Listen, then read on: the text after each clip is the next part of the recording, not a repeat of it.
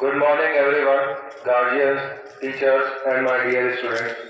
आप सभी का स्वागत है आज के हमारे गणतंत्र दिवस के समारोह में। तो 3 मई आपका नेशनल फेस्टिवल होता है जिसको हम बहुत धूमधाम से सेलिब्रेट करते हैं। पहला हमारा इंडिपेंडेंस है जिसको हमने 15 अगस्त 1947 में जब आज़ादी मिली उसके उपलक्ष्य में हम सेलिब्रेट करते हैं। हमने अपने विद्यालय में भी सेलिब्रेट किया था।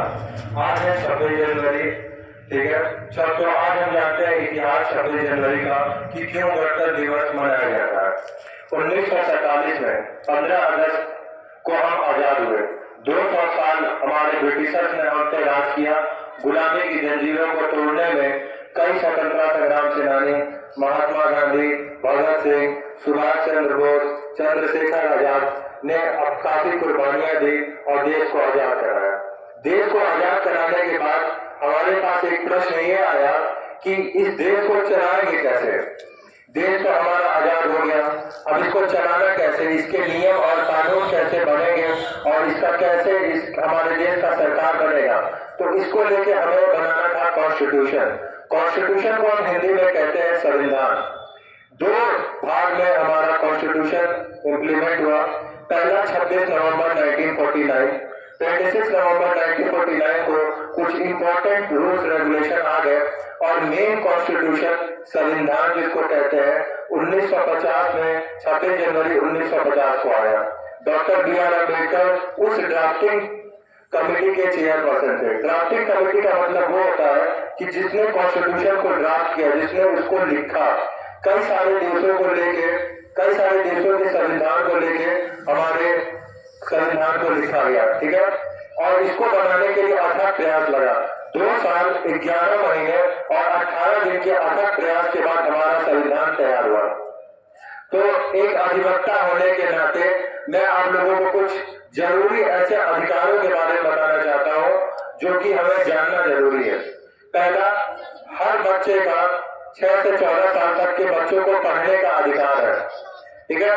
आप देख सकते हो एग्जाम्पल, अगर जिसके पास पैसा है या जो अधिक सुविधा वाला है वो प्राइवेट स्कूलों में एडमिशन ले रहा, उसके बाद भी हमारे पास सरकारी विद्यालय का एक ऑप्शन रहता है जहाँ पे हमारी पढ़ाई होती है और पढ़ने का अधिकार है।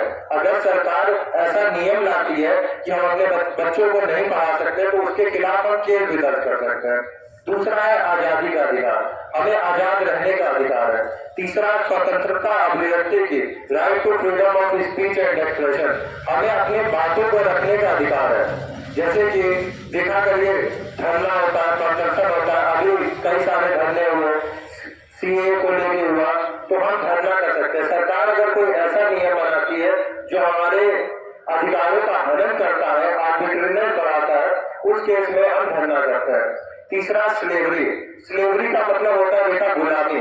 पहले के टाइम में बॉन्डेड लेबर होते थे जिनको बंधुआ मजदूर कहा जाता था, जिनको मजदूरी तो करवाई जाती थी लेकिन मजदूरी का पैसा नहीं दिया जाता था। तो हमारे देश में संविधान आया जिसने इस बंधुआ मजदूरी को खत्म किया। चौथा, हमारा अनटचेबिलिटी। आज के समय में भी हमारे देश में ये छुआछूत वाली दिक्कत है जिसको डॉक्टर B.R. अम्बेडकर ने अपने अथक प्रयास से इसको भी खत्म किया है, ठीक है। और भी कई सारे हमारे पास अधिकार है, जैसे हम अपने धर्म का प्रचार कर सकते हैं, हम अपने धर्म का पालन कर सकते हैं। हमारे देश में को जितने भी धर्म है जैसे कि हिंदू, मुस्लिम, सिख, ईसाई, ज्यूज, क्रिश्चियन, जितने सारे भी धर्म है, सबको अपने धर्म के बारे में प्रचार करने का अधिकार है और अपने धर्म को पालन करने का अधिकार है, ठीक है।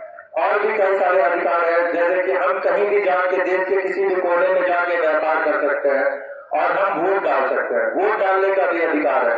आज से आप लोग हमेशा याद रखिए, अभी जो इलेक्शन होने वाला है MP का, उसमें हम अपने गार्जियंस को कहेंगे कि आप वोट डालिए। वोट किस उम्र से डाल सकते हैं? जो भी लोग 18 साल या 18 साल से अधिक के हैं वो वोट डाल सकते हैं। यूनिवर्सल एडल्ट फ्रेंचाइज जिसको कहा जाता है, आप वोट डाल सकते हैं। और भी हमारे देश में कई सारे जो कॉन्स्टिट्यूशन है जिसको मेन रिपब्लिक डे को सेलिब्रेट किया जाता है क्योंकि उस दिन हमारा कॉन्स्टिट्यूशन आया था।